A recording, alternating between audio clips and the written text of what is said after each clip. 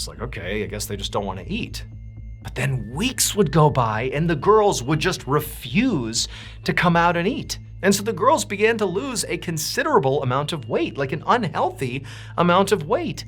But no matter what Adolphus and his wife did, they just would not eat.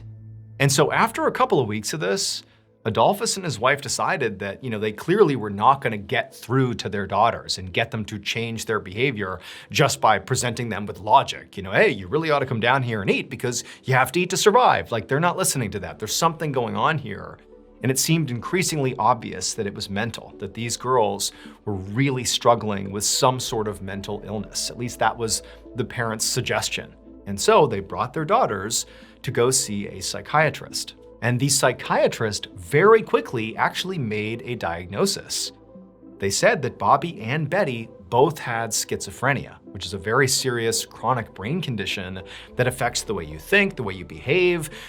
Basically all the ways in which you interact with the world can be gravely affected by schizophrenia.